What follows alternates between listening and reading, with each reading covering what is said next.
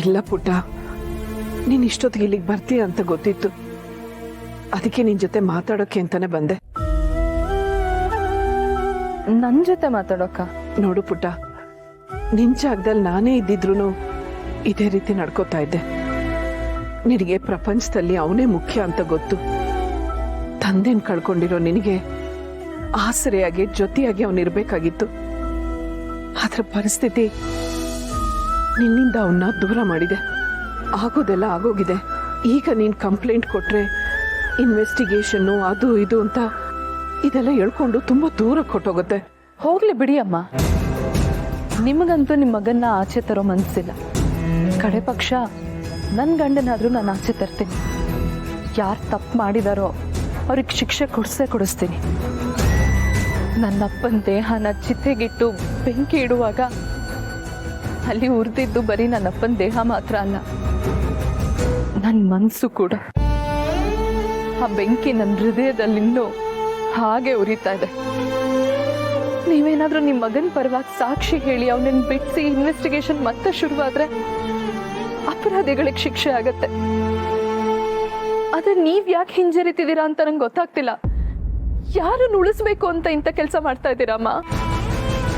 ಕೆಲವು ಪ್ರಶ್ನೆಗಳಿಗೆ ಉತ್ತರ ಇರೋದಿಲ್ಲ ಪುಟ್ಟ. ಕಾಲನೇ ಎಲ್ಲದಕ್ಕೂ ಉತ್ತರ ಕೊಡುತ್ತೆ.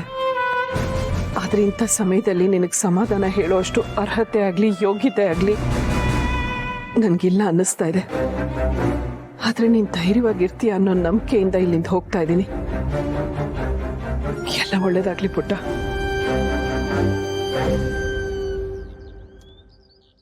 ಅಮ್ಮ, ಒಂದ್ ನಿಮಿಷ. ಹೌದು, ನಿಧಿ ತುಂಬ ನೊಂದ್ಕೊಂಡಿದ್ದಾಳೆ. ಯಾವಾಗಲೂ ಅಳ್ತಾನೆ ಇರ್ತಾಳೆ. ಪಾಪ, ಮದುವೆ ಬಗ್ಗೆ ಎಷ್ಟು ಕನಸುಗಳು ಕಟ್ಕೊಂಡಿದ್ಲು. ಆದರೆ ಹೀಗೆಲ್ಲ ಆಗೋಯ್ತಲ್ಲ, ಅದಕ್ಕೆ ಬೇಜಾರಾಗಿರ್ತಾಳೆ. ಆದರೆ ಮದುವೆ ಬೇಡ ಅಂತ ಅವಳೇ ತಾನೇ ಹೇಳಿದ್ದು. ಮನೇಲಿ ನಡೀತಿರೋದನ್ನೆಲ್ಲ ನೋಡಿದ್ರೆ ಅವಳಿಗೆ ಮದುವೆ ಆಗಕ್ಕಾದ್ರೂ ಹೇಗೆ ಮನ್ಸು ಬರುತ್ತೆ? ನಮ್ಮ ಮನೆಯವ್ರ ಬಗ್ಗೆನೇ ಅಷ್ಟು ಕೆಟ್ಟಾಗಿ ಮಾತಾಡಿರೋರ್ ಮನೆಗೆ ಸೊಸೆಯಾಗಿ ಹೋಗ್ತಾಳ? ಅವಳಿಗೂ ನಮ್ಮ ಹಾಗೆ ಮನೆಯವ್ರ ಬಗ್ಗೆ ತುಂಬ ಅಭಿಮಾನ ಇದೆ.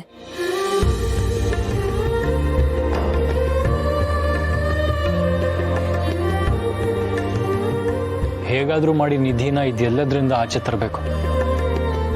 ನಾನು ಟ್ರೈ ಮಾಡ್ತಾನೆ ಇದ್ದೀನಿ. ಅವಳನ್ನ ಆಚೆ ಹೋಗೋಣ ಅಂತಲೂ ಕರೆದೆ, ಆದ್ರೆ ಅವಳು ಬರ್ತಾನೆ ಇಲ್ಲ. ಅವಳ ಮುಖದಲ್ಲಿ ನಗು ನೋಡಿ ಎಷ್ಟು ದಿನ ಆಯಿತು ಗೊತ್ತಾ? ಹೇಗಾದರೂ ಮಾಡಿ ಅವಳು ಇದನ್ನೆಲ್ಲ ಮರೆತು ಮುಂಚೆ ಥರ ನಗ್ನಗ್ತಾ ಇರೋ ಹಾಗಾಗಬೇಕು. ನಾನು ಹಾಗೆ ಮಾಡ್ತೀನಿ.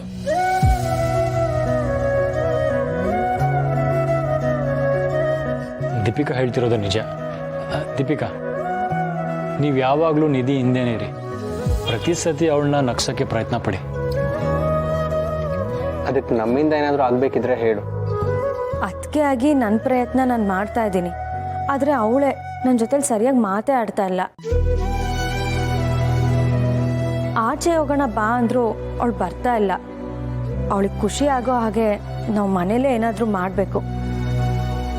ಮನೇಲಿ ಎಲ್ಲರೂ ನಗ್ನಗ್ತಾ ಒಳ್ಳೆ ಮೂವಿ ನೋಡಬೇಕು, ಹರಟೆ ಹೊಡಿಬೇಕು, ಖುಷಿಯಿಂದ ಮಾತಾಡಬೇಕು. ನಿಧಿಗಿಷ್ಟ ಅಂತ ಇಡ್ಲಿ ಮಾಡಿದ್ದೀನಿ. ನೀವಿಬ್ಬರು ಅವಳಿಗೆ ಕೊಟ್ಟು ಅವಳ ಜೊತೆ ಒಂದು 5 ನಿಮಿಷ ಮಾತಾಡಿ ಆಮೇಲೆ ಹೊರಡಿ. Very good. ಅದಕ್ಕೆ ಇದು ಆ್ಯಕ್ಚುಲಿ ಒಳ್ಳೆ ಐಡಿಯಾ. ನಾನು ಮತ್ತೆ ಬ್ರೋ ಅವಳ ಹತ್ರ ಮಾತಾಡ್ತೀವಿ. ನಾವು ಆಫೀಸಿಗೆ ಹೋದ್ಮೇಲೆ ನೀವು ದೀಪಿಕಾ ಅವಳ ಜೊತೆ ಸೇರಿ ಒಳ್ಳೆ ಮೂವಿ ನೋಡಿ ಅವಳನ್ನ ಹೇಗಾದರೂ ಎಂಗೇಜ್. ಎಷ್ಟೇ ತಿಂದರೂ ನನಗೆ ಯಾಕೆ ಹಸಿವಾಗ್ತಿದೆ ಅನ್ಕೋತಿದ್ದೆ. ಯಾಕಂದರೆ ನಮ್ಮ ಜೀವಕ್ಕೆ ಜೀವ ಆಗಿರೋ ತಂಗಿನೇ ತಿಂದಿಲ್ಲ. ಅವಳು ತಿಂದಿಲ್ಲ ಅಂದರೆ ನಮ್ಗೆ ಹಸಿವಾಗತ್ತೆ. ಅವಳ ಹತ್ರ ನಮ್ಮ ಕಣ್ಣಲ್ಲಿ ನೀರು ಬರುತ್ತೆ. ಬ್ರೋ, ಇನ್ನೇನು ಮತ್ತೆ ನೀನು ಹೀಗೆ ಬೇಜಾರಾಗಿ ಕೂತಿದ್ರೆ ಮನೆಯೆಲ್ಲ ಕತ್ಲಲ್ಲಿದೆಯೇನೋ ಅನ್ಸುತ್ತೆ. ನಿನ್ನ ನಗುನೇ ಈ ಮನೆಗೆ ಬೆಳಕು ನಿಧಿ. ನೀನು ಯಾವಾಗಲೂ ಖುಷಿಯಾಗಿರ್ಬೇಕು. ನೋಡು, ನಿನಗಿದೆಲ್ಲ ಇಷ್ಟ ಅಂತ ಪೂರ್ಣಿ ಮಾಡಿಕೊಟ್ಟಿದ್ದಾಳೆ. ಎಲ್ಲಿ ಅನ್ನು ಬ್ರೋ, ಸಮರ್ಥನ ರಿಲೀಸ್ ವಿಷಯ ಏನಾಯಿತು? ಸಮರ್ಥ ಖಂಡಿತ ರಿಲೀಸ್ ಆಗ್ತಾನೆ. ಅದಕ್ಕೆಲ್ಲ ಏನೇನು ಬೇಕೋ ಅದೆಲ್ಲ ವ್ಯವಸ್ಥೆ ನಾವು ಮಾಡ್ತಿದ್ದೀವಿ. ನೀನು ಅದ್ರ ಬಗ್ಗೆ ಯೋಚನೆ ಮಾಡಬೇಡ. ನಿಜವಾಗ್ಲೂ ಸಮರ್ಥಣ್ಣಂಗೆ ಬಿಡುಗಡೆ ಆಗುತ್ತೆ ಅಲ್ವಾ? ಏನು ಶಿಕ್ಷೆ ಆಗಲ್ಲ ಅಲ್ವಾ? ಅದು ಹೇಗೆ ಶಿಕ್ಷೆ ಆಗುತ್ತೆ? ಶಿಕ್ಷೆ ಆಗಕ್ಕೆ ಅವನೇನು ತಪ್ಪೇ ಮಾಡಿಲ್ವಲ್ಲ. ಅವನು ಇಡೀ ರಾತ್ರಿ ಮನೆಯಲ್ಲೇ ಇದ್ದ, ಅದು ನನಗೆ ಚೆನ್ನಾಗಿ ಗೊತ್ತು. ಆದರೆ ಹುಚ್ಚಂತರ ಆಕ್ಸಿಡೆಂಟ್ ಮಾಡಿದ್ದು ನಾನೇ ಅಂತ ಹೇಳ್ಕೊತಿದ್ದಾನೆ. ಅದೇನೇ ಇರಲಿ, ಅವನನ್ನ ಹೇಗೆ ಬಿಡಿಸ್ಬೇಕು ಅಂತ ನನಗೆ ಗೊತ್ತು. ಹೌದು, ಅವನು ಹುಚ್ಚಾನೆ. ಮಾಡಿಲ್ದಿರೋ ತಪ್ಪನ್ನ ಅವನ ತಲೆ ಮೇಲೆ ಹಾಕೋತಿದ್ದಾನೆ.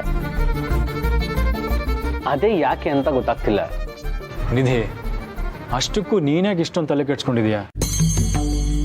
ನೀನು ಇಲ್ಲಿವರೆಗೂ ಅಳ್ತಾ ಇದ್ದಿದ್ದು ಸಮರ್ಥ ಬಗ್ಗೆ ಯೋಚನೆ ಮಾಡ್ಕೊಂಡ? ಅದನ್ನ ನಂಗೆ ಸಹಿಸ್ಕೊಳಕ್ಕೆ ಆಗ್ತಿಲ್ಲ ಬ್ರೋ. ಅವನು ಪಾಪನೇ ಅಲ್ವಾ, ಅವನು ನಂಗೆ ಅಣ್ಣನೇ ತಾನೆ.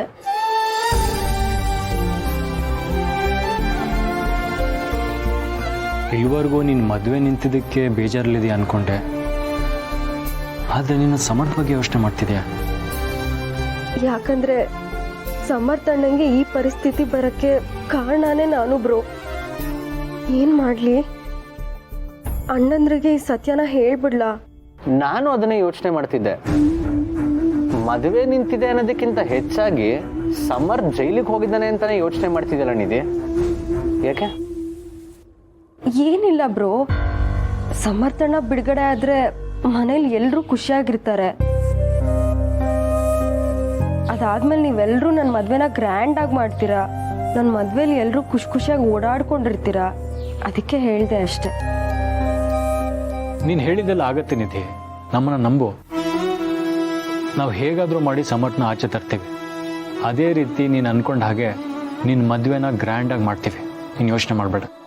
ನೀನ್ ನಮ್ಮನ್ನ ನಂಬೋದೇ ಆದ್ರೆ ಈಗ ಇದನ್ನೆಲ್ಲ ತಿನ್ಬೇಕು. ಇಲ್ಲ ನಮ್ಮ ಮೇಲೆ ನಂಬಿಕೆ ಇಲ್ಲ ಅಂದ್ರೆ ಇದನ್ನ ಯಾವುದು ತಿನ್ಬೇಡ. ಬ್ರೋ ಪ್ಲೀಸ್ ಹಾಗೆಲ್ಲ ಹೇಳ್ಬೇಡ. ನಿಮ್ಗಳನ್ನ ನಂಬದೆ ನಾನು ಯಾರನ್ನ ನಂಬಲಿ ಹೇಳು? ನಂಬ್ತೀಯ ತಾನೆ? ಹಾಗಾದ್ರೆ ತಿನ್ನು.